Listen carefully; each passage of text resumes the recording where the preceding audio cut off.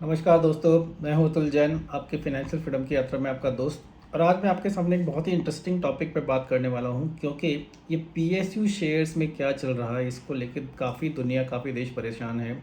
और आज सुबह क्या हुआ कि मेरे एक मित्र का मेरे को कॉल आया और उसने बोला कि उसने पिछले महीने काफ़ी ज़्यादा पैसा पीएसयू शेयर्स में लगा दिया था दिसंबर के महीने में।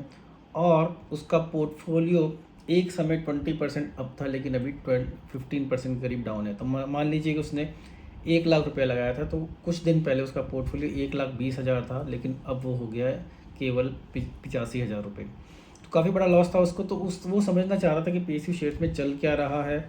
मैं जनरली पीएसयू शेयर्स से थोड़ा दूर रहता हूँ, एक दो एसबीआई शेयर्स के अलावा।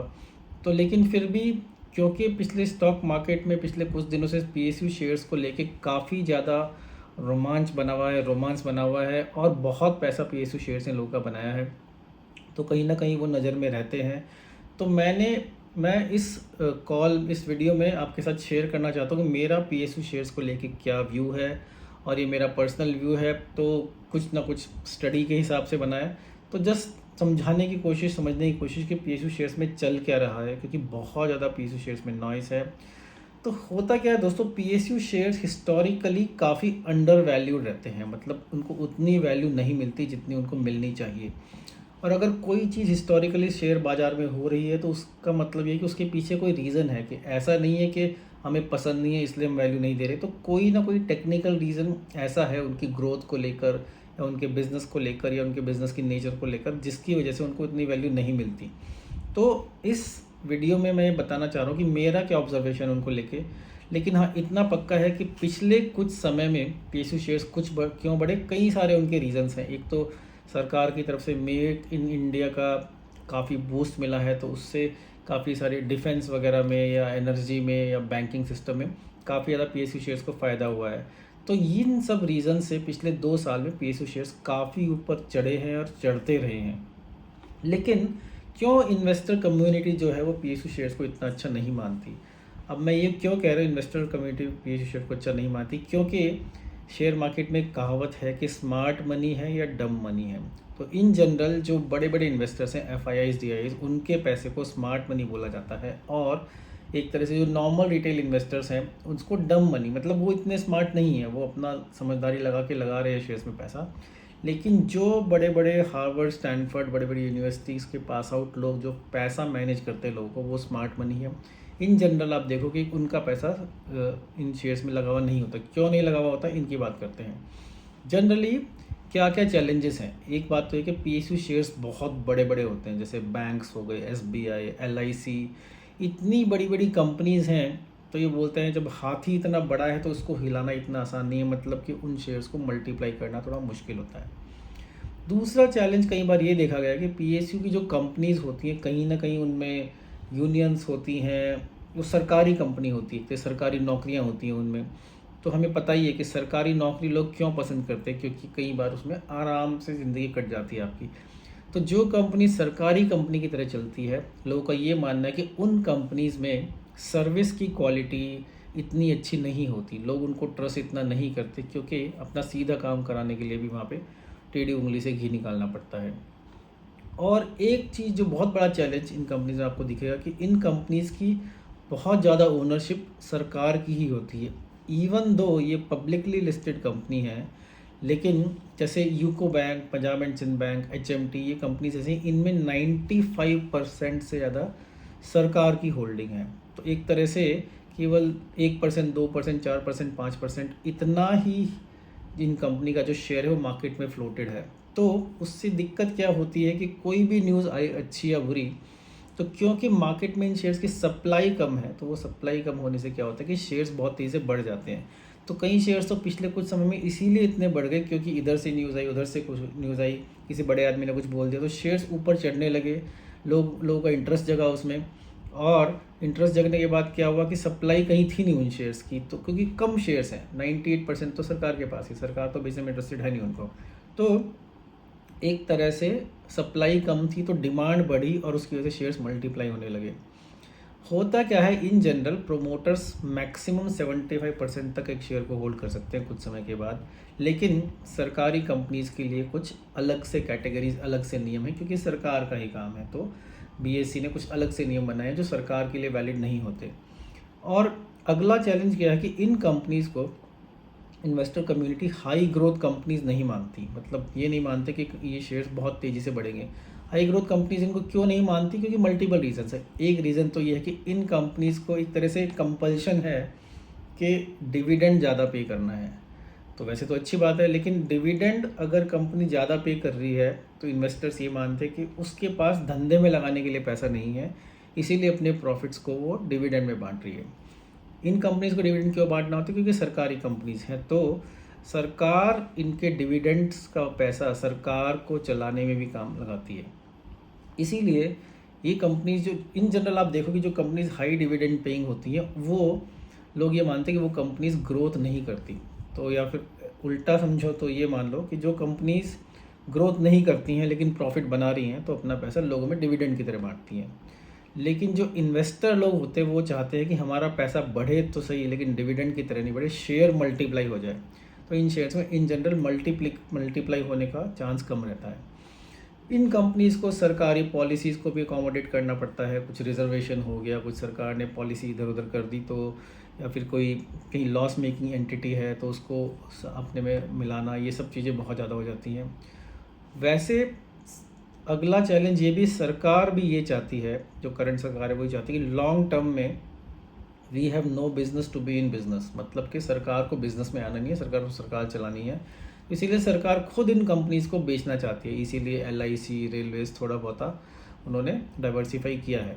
ओके, कई बार इन कंपनीज़ का जो टॉप मैनेजमेंट होता है या जो मैनेजर्स वगैरह होते हैं वो बिजनेस बैकग्राउंड के नहीं होते। उनको कोई ना कोई गवर्नमेंट पोस्टिंग से भी इधर उधर शिफ्ट करते हैं। जैसे कई बार अगर आप मानो कि मिलिट्री में, आर्मी में जो रिटायर्ड लोग हैं जिनको वैसे बिजनेस बैकग्राउंड नहीं है, भले ही बहुत अच्छे लोग हों, लेकिन उन लोगों को इन कंपनीज़ में हायर पोजीशन पे जॉब मिल जाती है। ब्यूरोक्रेट्स को कई बार मिल जाती है। तो एक तरह से बहुत ही प्रोफेशनल मैनेजमेंट कई बार लोग नहीं मानते, और इन्हीं सब रीजंस से इनके प्रोडक्ट्स और सर्विसेज भी उतने कॉम्पिटिटिव नहीं होते जितने कि एक प्राइवेट एंटरप्राइज के, प्राइवेट कंपनी के होते हैं। क्योंकि इनको इतना प्रेशर नहीं होता प्रॉफिटेबिलिटी का, क्वालिटी का, सर्विस का। इसलिए बोलते हैं ना कि सरकारी नौकरी की तरह काम कर रहा है, तो क्योंकि उनको सर्विस का उतना ज़्यादा प्रेशर नहीं है। गवर्नमेंट हमेशा, करंट गवर्नमेंट ने भी बहुत सारे स्टेप्स उठाए हैं कि सरकारी कंपनीज़ को थोड़ा उनकी सर्विस अच्छी करे, लेकिन फिर भी उतना कंपटीशन नहीं रहता। उनको ये भी है कि गवर्नमेंट को कभी किसी को बेल आउट करना है तो ये कंपनीज़ की ज़रूरत पड़ती है। और तो इन सब रीजंस की वजह से, अगर आप मोटा मोटा देखो, बहुत लंबा वीडियो नहीं बनाना चाह रहा हूँ मैं, मोटा मोटा देखो तो इन सब रीजंस की वजह से इन जनरल जो पीएसयू कंपनीज़ हैं उनको आम पब्लिक, जो स्मार्ट इन्वेस्टर्स हैं, वो प्रेफर नहीं करते। इसीलिए अगर आप देखोगे इन कंपनीज़ की FII-DI होल्डिंग बहुत ही कम, ना के बराबर होती है। वो चाहते ही नहीं कि इनको होल्ड करें, क्योंकि कहीं ना कहीं उनको ये सब चैलेंजेस दिखते हैं। FII-DI होल्डिंग वो होती है जो जहां हम लोग अपना पैसा डालते हैं कि स्मार्ट लोग इस पैसे को मल्टीप्लाई करेंगे, आगे बढ़ाएंगे। तो इनमें से कई PSU कंपनीज़ कई सारी ऐसी होती हैं कि सालों साल से, 20-20, 30-30 साल से एक ही जगह उनका शेयर पड़ा है, थोड़ा बहुत बढ़ जाता है। पर हाँ, पिछले 2 सालों में जो तेज़ी आई उसको कई लोगों ने, मेरे ऐसे कई लोगों ने बिल्कुल मिस कर दिया, क्योंकि मेरा बिलीफ ही नहीं था PSU कंपनीज़ में इन जनरल, तो मैं इन्वेस्ट नहीं किया उनमें। लेकिन मेरे को उस बात का कोई दुख नहीं है कि मैंने इन्वेस्ट नहीं किया, क्योंकि इस पीरियड में और कंपनीज़ भी भागी हैं और हमेशा से भागती रही हैं। तो हमेशा ही मैंने इनके अलावा और कंपनी से स्टॉक मार्केट में पैसा कमाया है। इसके अलावा जो आप एक नॉर्मल जनता है, हमारे ऐसे लोग, हम लोग को इसको देशभक्ति के साथ जोड़ना नहीं चाहिए। देखिए, आपका पैसा एक जगह है, देशभक्ति अलग जगह। अगर आप सरकारी कंपनी में पैसा लगा रहे हो तो इसका मतलब ये नहीं कि आप ज़्यादा देशभक्त हो, कम देशभक्त हो। क्योंकि अगर हमारे देश को ग्रो करना है तो देश में लिस्टेड कंपनीज जितना अच्छा करेंगी उतना ज़्यादा होगा। लेकिन कई लोग इसी सेंटीमेंट में शेयर खरीद ले रहे हैं कि देशभक्ति होगी, लेकिन इसीलिए इन जनरल जो आम पब्लिक है वो, उनको समझ में नहीं आता कि क्या करना चाहिए। जो शेयर बढ़ रहा है वो खरीद लेते हैं। इसलिए जैसे वो मेरा दोस्त का कॉल आया था, उसके जैसे कई लोगों ने पिछले 1-2 हफ्ते में काफ़ी सारा पैसा गंवा दिया। इनफैक्ट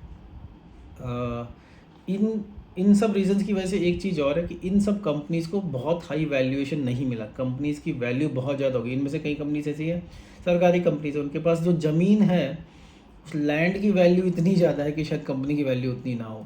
तो क्योंकि वो सरकारी पार्ट है तो इस तरह से वो स्टक हो गया है। तो इनके वैल्यूएशन ज़्यादा कैसे नहीं होते, जैसे आईसीआईसीआई बैंक है और एसबीआई है। आईसीआईसीआई प्राइवेट कंपनी, एसबीआई सरकारी कंपनी है। तो इन जनरल हमेशा आप देखो कि आईसीआईसीआई बैंक को एसबीआई से कहीं ज़्यादा, लगभग दोगुना वैल्यूएशन मिल जाता है सेम बिजनेस लेवल्स पे, क्योंकि वो प्राइवेट कंपनी है तो एफिशिएंसी ज़्यादा है और उसमें ऐसा नहीं कि किसी को नौकरी से नहीं निकाल सकते। सरकारी कंपनी में थोड़े इस तरह के इशू हो जाते हैं, अंडर परफॉर्मेंस को आप नौकरी से नहीं निकाल सकते। तो वैल्यू तो है लेकिन हिडन है इन कंपनीज, और पता नहीं वो कभी अनलॉक हो भी या होगी भी या नहीं होगी। कई बार तो वो वैल्यू अनलॉक नहीं होती, इसीलिए जैसे मैंने बोला सर गवर्नमेंट चाहती है कंपनीज को सेल करे।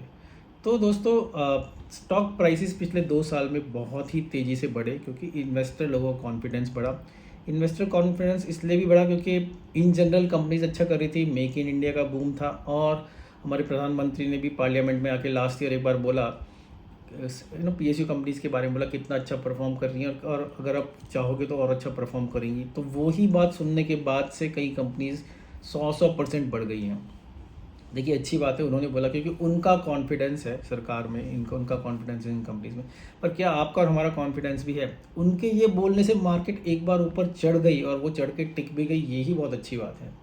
फिर क्या हुआ, लास्ट वीक एक बार फिर से हमारे प्रधानमंत्री ने पार्लियामेंट में आके बोला कि सरकारी कंपनीज़ के परफॉर्मेंस के बारे में 7% एनुअल ग्रोथ, बहुत बड़ा वो मान रहे हैं 7% annual growth. In general stock market में ऐसी कंपनीज़ को कोई खरीदना नहीं चाहता जो केवल 7% ही ग्रो कर रही हैं।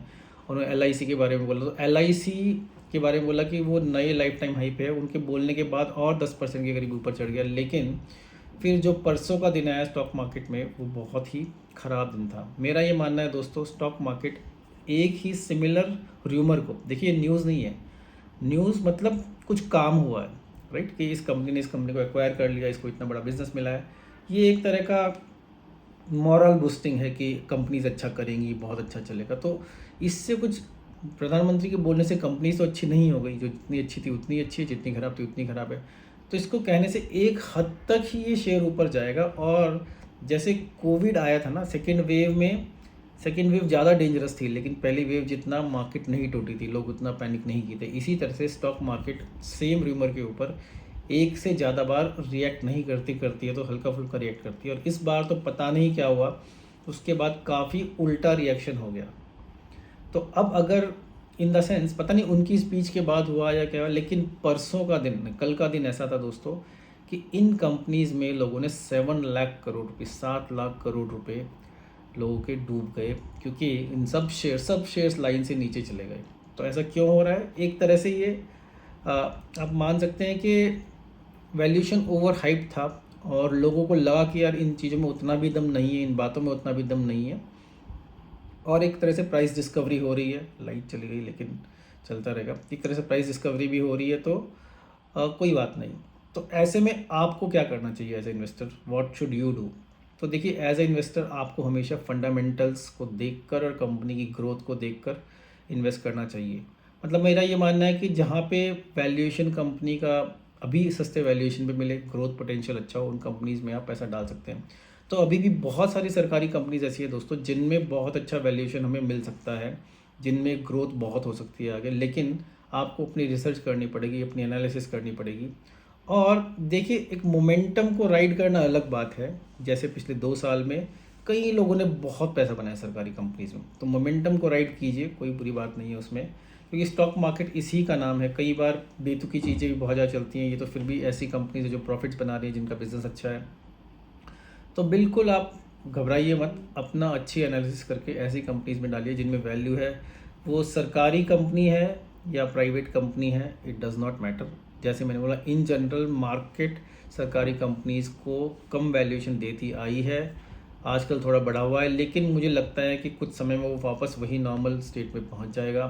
तो बहुत ज़्यादा दम इन सब कंपनीज में नहीं है। हो सकता है कोई कोई कंपनी बहुत अच्छी हो, वो बढ़ जाए आगे, लेकिन इन जनरल सरकारी कंपनीज़ के मैंने चैलेंजेस आपको बताए हैं क्या होते हैं, कि आसान नहीं है उनको अपना बिजनेस रन करना, क्योंकि बहुत चीज़ें उनको अकोमोडेट करनी पड़ती हैं। तो आप अपने हिसाब से देखिए, अपनी एनालिसिस कीजिए। भेड़ चाल में कुछ समय पैसा बनता है, लेकिन इतना भी पक्का है कि जब वो मोमेंटम ब्रेक होता है तो काफ़ी बड़ा फॉल कई बार मार्केट में आ जाता है। इसके अलावा दोस्तों 7,000 कंपनीज़ हैं इंडिया में, और कई बिजनेसेस बहुत अच्छे चल रहे हैं। कई बिजनेसेस हर साल 15% 20% ग्रो करते हैं। मुझे नहीं पता कौन सी सरकारी कंपनी ऐसी है जिसका बिज़नेस हर साल 20% ग्रो कर जाए यहाँ से, क्योंकि बिज़नेस ग्रोथ इज़ एवरीथिंग। तो अपने उस हिसाब से देखिए, आप इन्वेस्टमेंट्स कीजिए, क्योंकि शेयर मार्केट एक ऐसी जगह है जहाँ से आपका बहुत मोटा, बहुत बड़ा पैसा लॉन्ग टर्म के लिए बन सकता है, तो उसको छोड़ना तो है ही नहीं। तो बाकी आप अच्छी एडवाइस फॉलो कीजिए, अच्छी अपनी स्टडीज़ कीजिए, तो कहीं ना कहीं आपका एक अच्छा पोर्टफोलियो बन जाएगा। और सरकारी हो ना नॉन सरकारी हो, आपको खुद समझ में आने लगेगा कि किस तरह की कंपनीज़ में आपको इन्वेस्ट करना है। तो आशा करता हूँ कि जो मैंने एक तरह से अपने आप से बात की, पर आपको कुछ समझ में आया होगा कि पीएसयू कंपनीज़ को लेकर जो इतना यूफोरिया है वो कितना वैलिड है, कितना वैलिड नहीं है। तो आगे आप थोड़ा सा इन्फॉर्म डिसीजन लेंगे। इन कंपनीज़ में अभी भी कुछ कंपनीज़ में बहुत पैसा है और कुछ कंपनीज़ काफ़ी नीचे आ जाएंगी। तो आप लिखिए, आप कमेंट सेक्शन में लिखिए कि कौन सी कंपनीज़ में आपने बहुत पैसा बनाया, आई एम श्योर आपने बनाया होगा, और कौन सी कंपनीज़ में आपका पैसा डूब रहा है और आगे आप क्या करने वाले हैं। अगर इस तरह के वीडियोज़ आपको किसी सेक्टर को लेके और देखने हैं तो कमेंट में वो भी डालिए। और हमेशा की तरह इस वीडियो को लाइक शेयर सब्सक्राइब कीजिए, आपका प्यार मिलेगा तो मुझे भी अच्छा लगेगा और वीडियो बनाने में। और आपकी फाइनेंशियल फ्रीडम की यात्रा में आपका दोस्त अतुल जैन आपसे लूँगा विदा, और फिर लेकर आऊँ आपके लिए कोई बहुत ही अच्छा इंटरेस्टिंग स्टॉक मार्केट का वीडियो। नमस्कार।